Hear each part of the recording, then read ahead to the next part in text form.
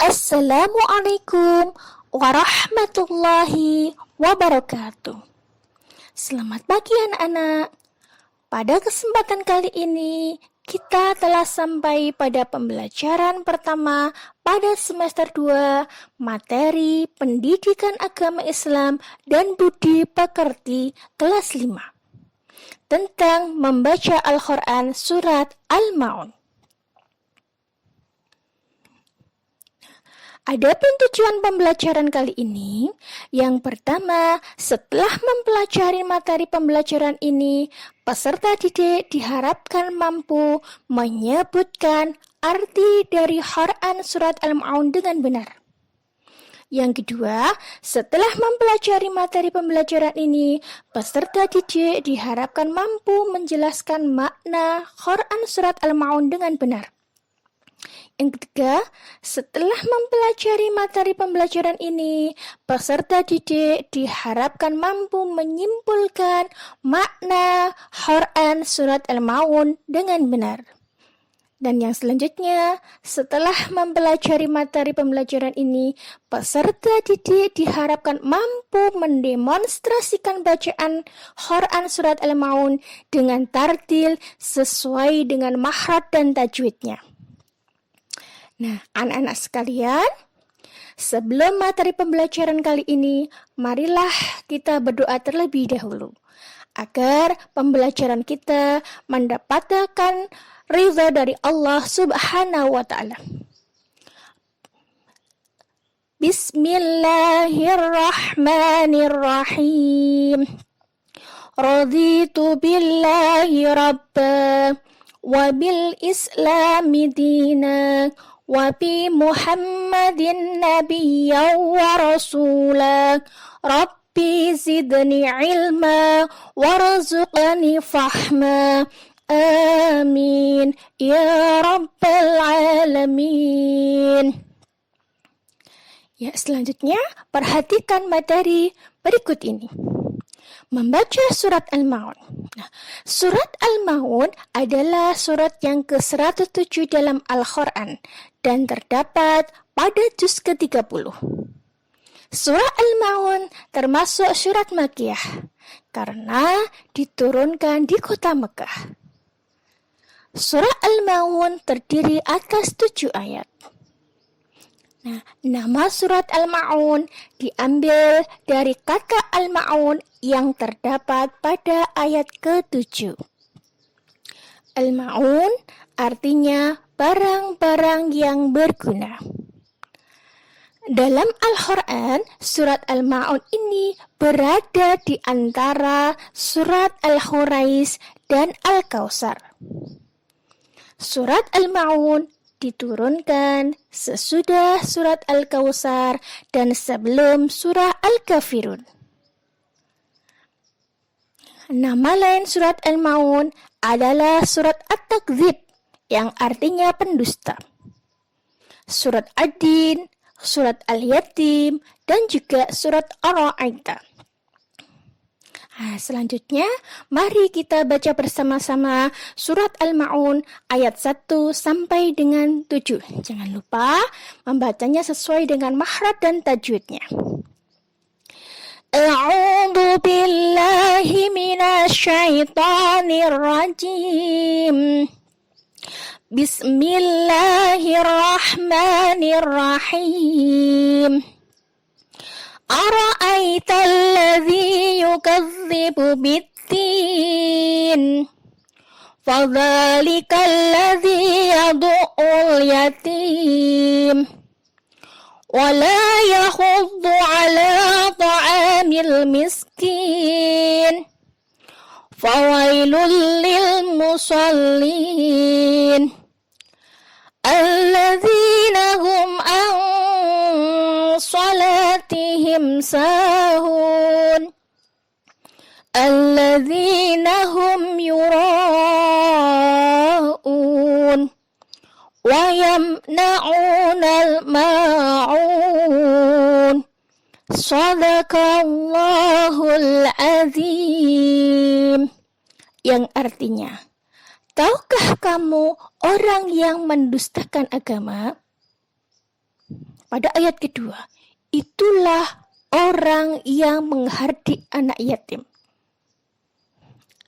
Arti ayat ketiga, dan tidak menganjurkan memberi makan orang miskin.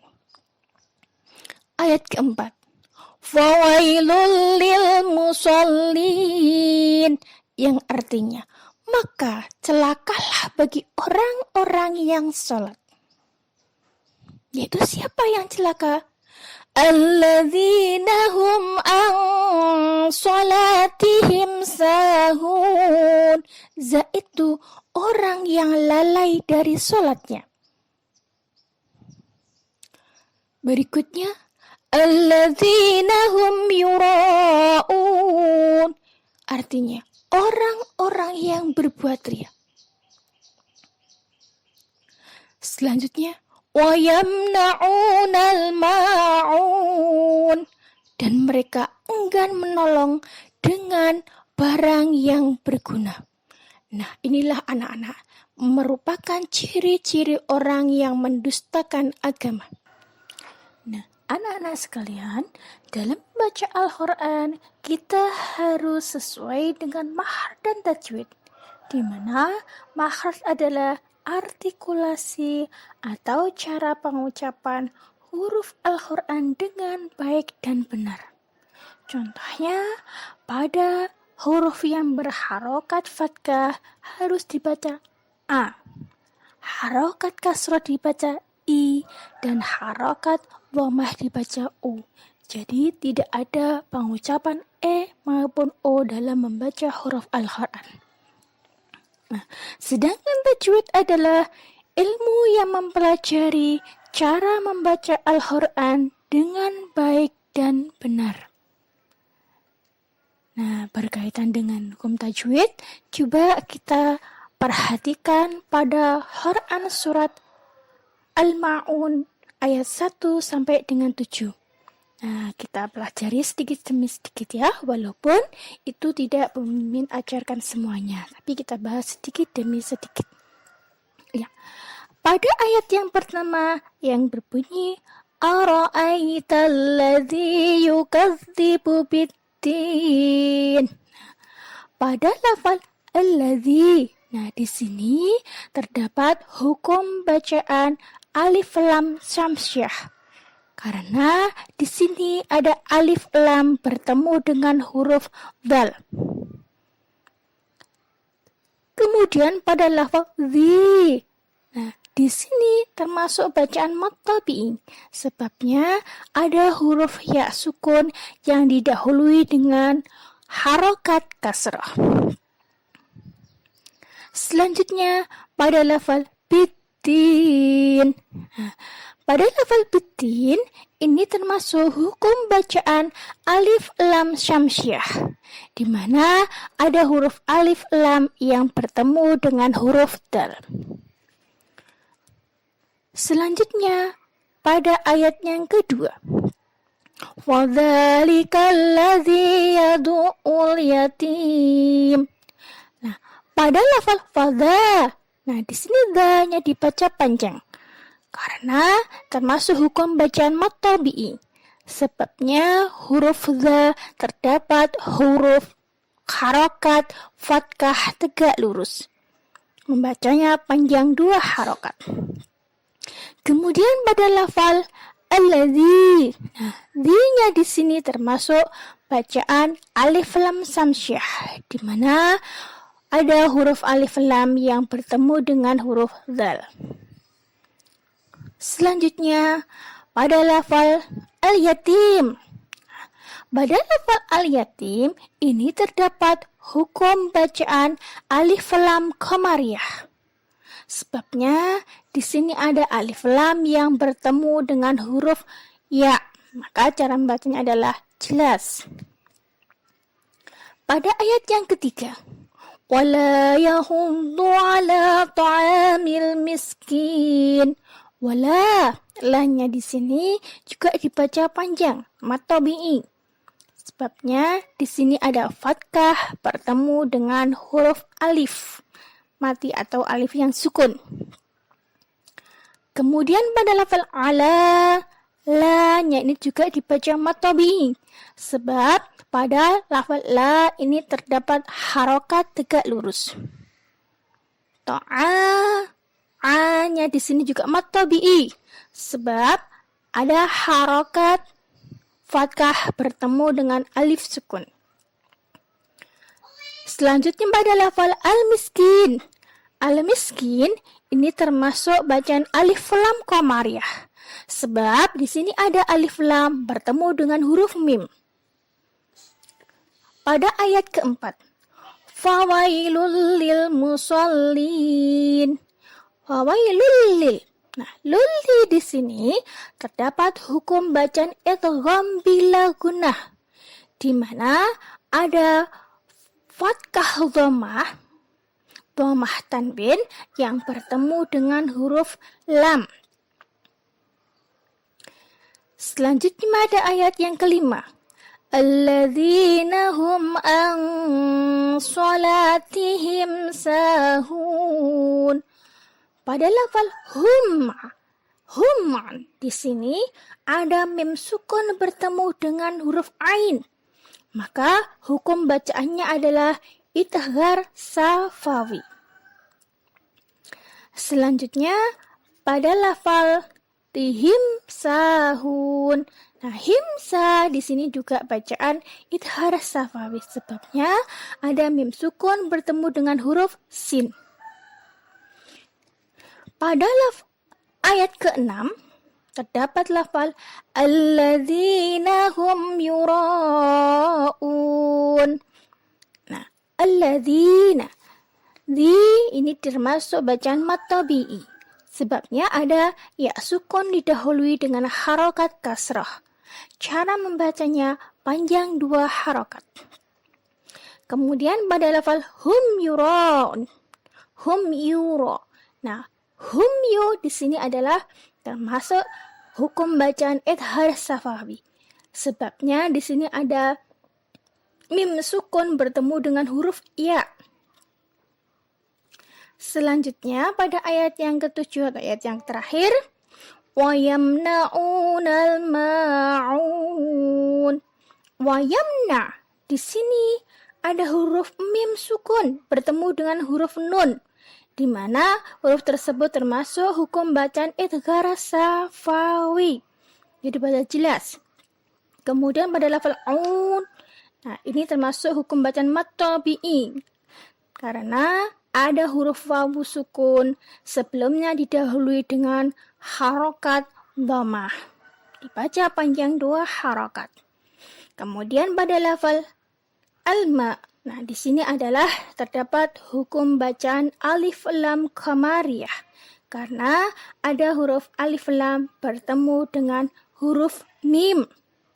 Nah, itulah anak-anak sekalian untuk materi tajwid yang kita pelajari pada kesempatan kali ini.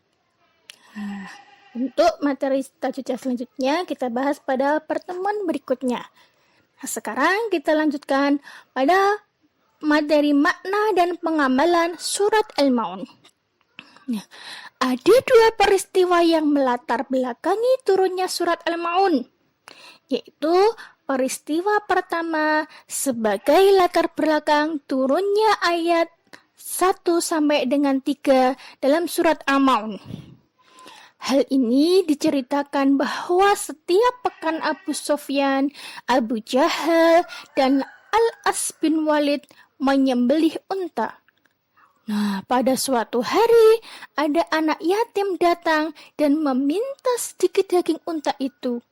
Namun mereka tidak mau memberi dan bahkan mengusir anak yatim tersebut. Peristiwa kedua, sebelum turunnya ayat 4 sampai dengan 7, diceritakan dari Ibnu Abbas radhiyallahu anhu bahwa ayat 4 sampai 7 ini diturunkan berkaitan dengan orang-orang munafik.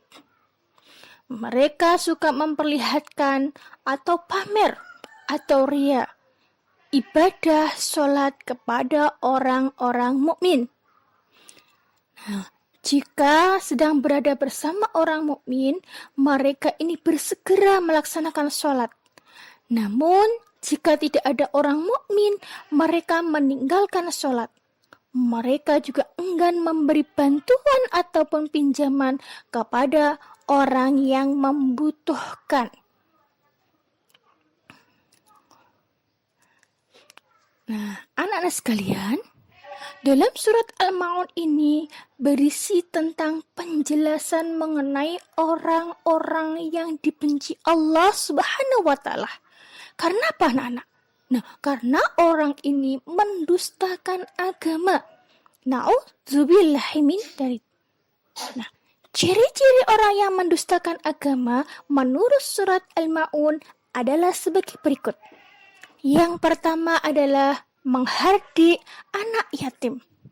Contohnya menganiaya, menjahili terhadap anak-anak yatim. Nah, hal ini tidak boleh kita lakukan karena hal ini bertentangan dengan perintah Allah, ajaran-ajaran Allah. Makanya seandainya di tempat kita ada anak yatim, harus kita sayangi seperti kita menyayangi diri kita sendiri. Kemudian ciri yang kedua adalah mereka tidak mau memberi makan orang miskin.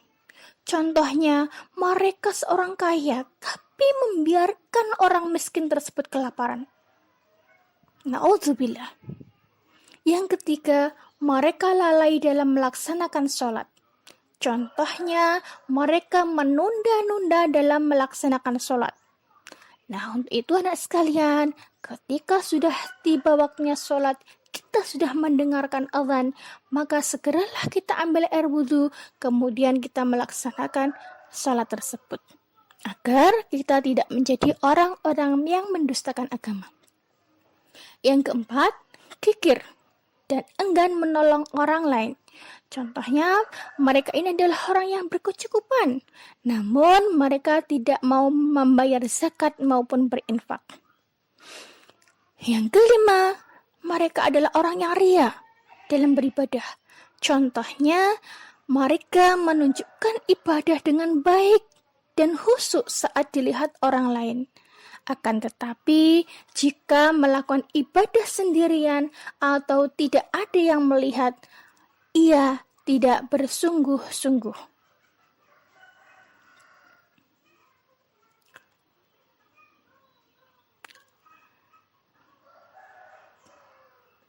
Nah, anak sekalian, sekarang coba pengamalan makna surat Al-Ma'un. Nah, bagaimana cara kita mengamalkan surat Al-Ma'un? Nah, caranya sebagai berikut. Yang pertama, kita tidak boleh menyakiti ataupun menghardik anak yatim. Anak yatim harus kita sayangi, harus kita santuni, kita pelihara, dan lain sebagainya. Seperti kita menyayangi diri kita sendiri. Yang kedua, melatih sifat peduli terhadap fakir miskin. Yang ketiga, tidak melalaikan sholat. Yang keempat, menolong sesama dengan ikhlas, hanya berharap terhadap ridha Allah Subhanahu wa Ta'ala. Yang kelima, menginfakkan sebagian uang yang kita miliki. Nah, ini adalah cara kita untuk mengamalkan makna surat Al-Ma'un. Semoga kita menjadi orang-orang yang selalu dapat mengamalkan seperti yang diajarkan dalam surat Al-Ma'un tadi. Anak-anak sekalian, demikian tadilah materi yang dapat Mimin sampaikan. Sebelum pembelajaran diakhiri, tugas anak-anak di rumah mengerjakan Google Form yang sudah Bu Mimin share di grup WhatsApp. Nah, akhirul kalam, ada kurang lebihnya Bu Mimin mohon maaf.